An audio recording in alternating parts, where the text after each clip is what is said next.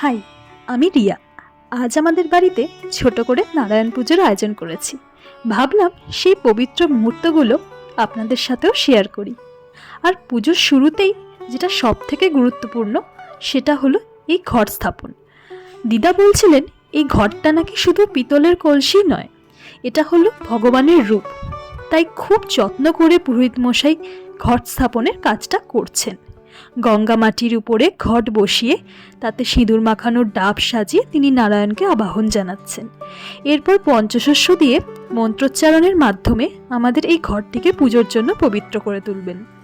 ওনার মন্তব্যপাঠ এবং ধূপধুনোর গন্ধে পুরো বাড়িটা এক অন্যরকম শান্তিতে ভরে উঠেছে।